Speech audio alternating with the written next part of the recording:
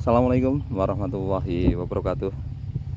Selamat sore kawan-kawan petani porang di seluruh Nusantara. Hari ini hari Rabu tanggal 26 Januari tahun 2022. Waktu menunjukkan pukul 16 lebih 15 menit kawan. Saat ini kita sedang berada di lahan. Lahan ini sekali lagi kita kenalkan, lahan yang berada di ketinggian 300 mdpl. Kemudian input bibit yang ada di lahan ini adalah mayoritas ya menggunakan kata mini, kata yang kurang lebih isinya 800 up kawan. Pada kesempatan hari ini kita ingin memberikan informasi kepada kawan-kawan petani porang di seluruh Nusantara. Harapannya adalah ketika musim depan ingin tanam porang, ini semoga saja menjadi pertimbangan untuk kita semua. Kira-kira nanti akan menggunakan mulsa atau tanpa menggunakan mulsa. Nah, di sini kita akan memaparkan kurang lebih nanti ada 7 kelebihan kita menggunakan mulsa dan ada 8 kekurangan kita menggunakan mulsa.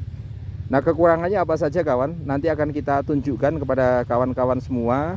Nah, tentunya setelah nanti ada kelebihan dan kekurangannya, tinggal kita sebagai petani akan menggunakan sistem seperti apa, apakah tetap menggunakan mulsa atau tidak, itu adalah sebuah pilihan. Nah, tentunya karena itu ada sebuah pilihan, semuanya tentunya ada konsekuensi masing-masing kawan.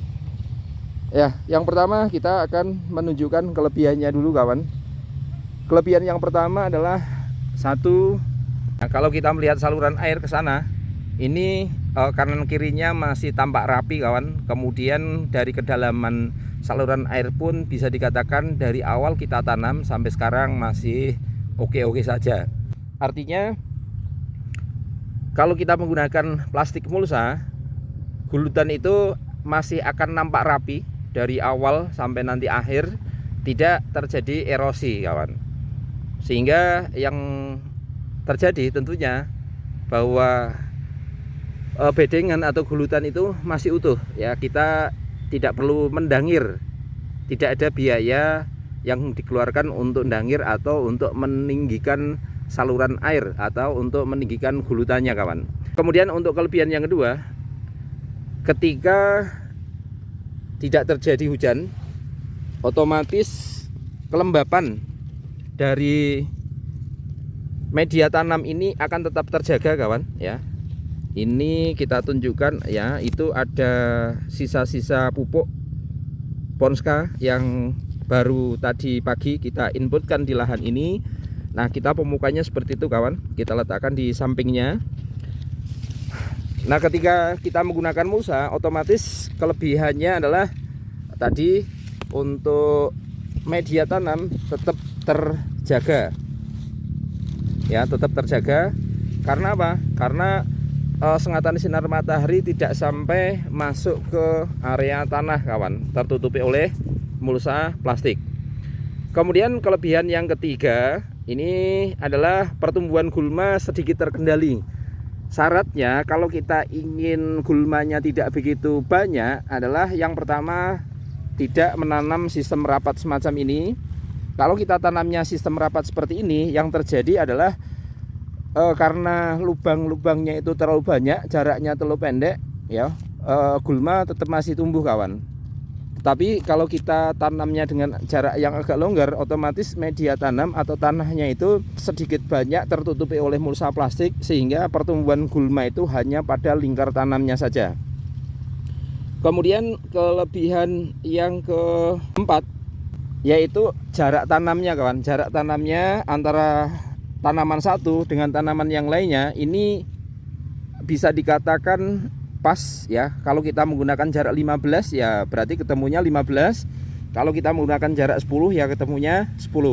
Karena apa? Karena tentunya ketika kita melubangi, apalagi lubang yang saya gunakan pada plastik mulsa ini adalah sudah dilubangi di tokonya, ada jasa pelubangan mulsa plastik, kurang lebih satu rollnya dihargai Rp50.000. Sehingga ketika melubanginya menggunakan mesin, jarak antar lubang ini bisa dikatakan akurat kawan. Sehingga antara jarak tanaman ya 15, 15, 10 ya 10. Contoh misalnya agak longgar 30 ya 30. Sedangkan kalau kita menggunakan tanpa plastik mulsa, otomatis jaraknya kadang-kala ada yang lebar, ada yang tidak. Kemudian kelebihan yang kelima itu adalah contoh misalnya ini kawan. Ya, ini baru saja kita pupuknya pupuk kimia Ponska. Nah, karena pupuknya berada di lingkar tersebut dan kemudian pada bagian sisi samping ini tertutupi oleh plastik mulsa, maka pupuk susulannya tidak mudah hanyut kawan. Artinya ketika nanti dia mencair terkena air hujan, dapat dikonsumsi dengan sempurna oleh tanaman-tanaman porang kita kawan. Kemudian kelebihan yang keenam adalah bahwa untuk lahan ini dulu kita input pupuk dasarnya kurang lebih ada sekitar 60 ton, yaitu ada 25 engkel kawan. Nah, otomatis di dalam tanah ini ada bahan-bahan organik. Bahan-bahan organik itu tidak mudah larut ketika kita menggunakan plastik mulsa. Karena apa? Karena dia tertahan di media tanam. Media tanamnya atas diberi plastik mulsa. Ketika curah hujan tinggi pun bahan organik yang ada di dalam tanah itu masih utuh, tidak larut terbawa oleh air. Kemudian kelebihan yang nomor 7 yaitu mengurangi pemadatan tanah kawan akibat hujan atau penyiraman yang berlebihan. Bahwa kadangkala orang yang bekerja di lahan kalau tidak menggunakan plastik mulsa semacam ini pun potensi kadangkala menginjak bedengan atau gulutan itu ada. Tetapi kalau kita menggunakan plastik semacam itu, kemudian untuk jalan biasanya ini akan melalui saluran air ini, sehingga potensi pemadatan dari media tanam ataupun yang ada di gulutan ini tidak begitu terjadi kawan. Otomatis kegemburan lahan dari awal sampai akhir itu tetap terjaga. Nah, itulah 7 kelebihan yang kita temui selama ini di lahan tentang penggunaan mulsa plastik pada proses penanaman porang kawan. Ada kelebihan, tentu saja ada kekurangan. Di sini juga kita menemukan kekurangannya kawan. Ya, kita juga akan membandingkan sama agar kita proporsional, ada plus juga ada minusnya. Nah, kemudian kekurangannya apa saja? Kekurangan yang pertama adalah tentu saja pembiayaan. Ya, pembiayaannya otomatis lebih tinggi karena untuk satu roll plastik saja contoh kita hargai Rp750.000, itu sudah termasuk jasa pelubangan. Kemudian kalau 1 hektar itu butuhnya adalah 10 roll. Berarti untuk biaya plastik itu sendiri sudah 7.500.000. Nah, kemudian yang kedua adalah paku plastiknya kawan. Nah, paku plastik yang kita gunakan adalah yang seperti ini. Ini bahannya juga dari plastik. Kita tidak buat dari bambu. Untuk paku plastiknya itu satu kita beli di online, harganya adalah Rp200. Untuk 10 roll kita butuhnya kurang lebih ada 10.000 pakunya. Berarti kita sudah mengeluarkan biaya untuk paku sendiri adalah Rp2 juta kawan. Nah, kemudian kalau biaya pemasangannya biasanya untuk 1 roll itu adalah 2 orang 1 hari. Nah, kemudian kalau 10 roll berarti butuh waktu 10 hari untuk 2 orang.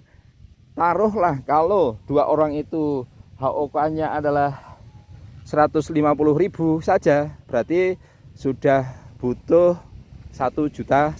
Nah, itu biaya yang dikeluarkan untuk kita ketika menanam porang menggunakan media mulsa. Kemudian yang kedua adalah untuk input pupuk susulannya kawan. Nah, seperti ini harus satu-satu per lubang kawan, per lubang. Nah, berarti ada sedikit kesulitan ketika kita memberikan pupuk susulan. Nah, ketika kita memberikan pupuk susulan semacam ini agak susah karena harus pas berada di lubangnya.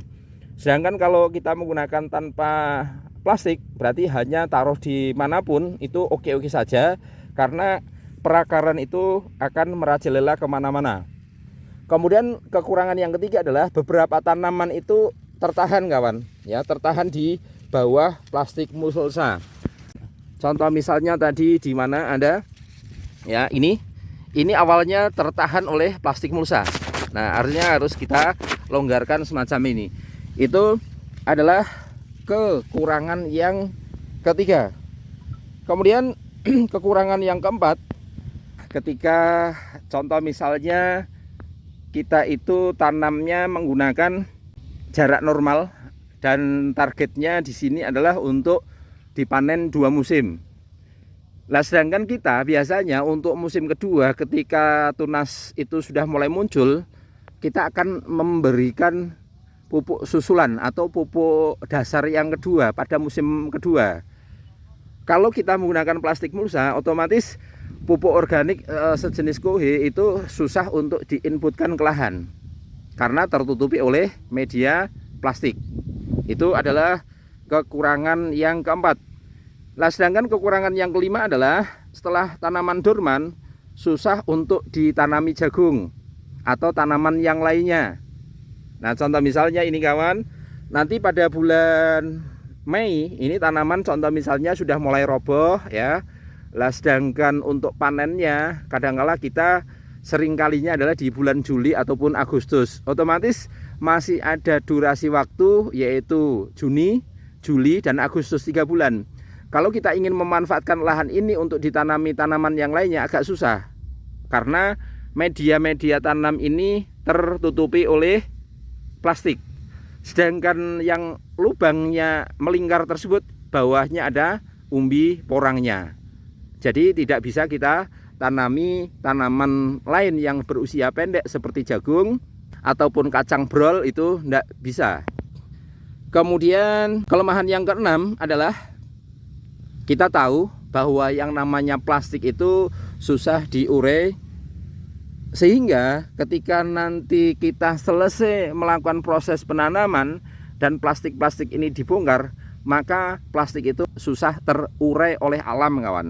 Nah, itu adalah kekurangan yang keenam, itu berhubungan dengan lingkungan hidup di sekitar kita kawan. Kekurangan yang nomor 7 adalah apabila tanaman porang kita itu sudah terlalu tinggi. Contoh misalnya tanamannya rapet seperti ini yang ada di belakang. Nah, ini rapet sekali karena tanamannya sudah tinggi-tinggi, daunnya sudah lebar-lebar, rapat sekali bawah. Ini mudah untuk berkembang biaknya patogen-patogen penyebab dumping off ataupun busuk akar. Ya, di sini mudah sekali karena apa? Media tanamnya atau tanahnya terlalu lembab. Kelemahan yang terakhir adalah bahwa tidak direkomendasikan kepada kawan-kawan untuk menggunakan mulsa pada lahan yang pernah kita paneni. Contoh misalnya ini kawan, ya, pada musim ini nanti di bulan Juli lahan ini kita paneni. Nah, setelah kita panen itu yang terjadi adalah tidak 100% umbi yang ada di dalam tanah itu terambil. Kalau pada musim selanjutnya di area ini kita beri plastik mulsa, maka potensi katak-katak yang tersisa di lahan ini itu akan mengalami kesulitan tumbuh. Umbi-umbi yang tertinggal itu juga akan mengalami kesulitan tumbuh kawan. Kenapa? Karena barangkali dia nanti tumbuh tunasnya itu tidak pas berada di lubang tanamnya, sehingga ketika muncul tunas, tunasnya akan tertahan oleh plastik mulsa. Nah, kalau tertahan plastik mulsa, lama-lama daun atau tunasnya itu akan membusuk. Kalau membusuk otomatis tidak jadi tumbuh. Itulah 7 kelebihan dan 8 kekurangan ketika kita menggunakan media tanam yang menggunakan plastik mulsa. Pilihan itu adalah pilihan dari petani, mau menggunakan plastik mulsa oke, mau tanpa plastik mulsa juga oke, karena semuanya ada kelebihan dan kekurangannya masing-masing. Demikian informasi yang dapat kita sampaikan. Semoga informasi berkaitan dengan kelebihan dan kekurangan dari penggunaan mulsa plastik di lahan ini bermanfaat untuk kita semua dan menjadi pertimbangan kepada kawan-kawan. Kira-kira kalau kita musim depan mau tanam porang, mau menggunakan mulsa atau tidak. Nah, di depan terlihat proses pemanenan padi, kawan. Hilir mudik membawa gabah hasil panen. Nah, inilah saat-saat yang dirindukan oleh petani, yaitu saat proses pemanenan tanaman mereka, kawan.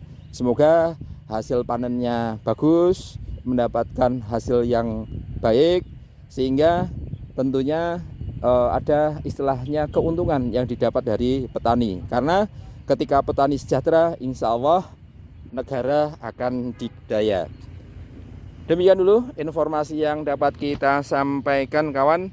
Salam hormat dari kami, salam sukses. Terima kasih atas atensinya. Assalamualaikum warahmatullahi wabarakatuh.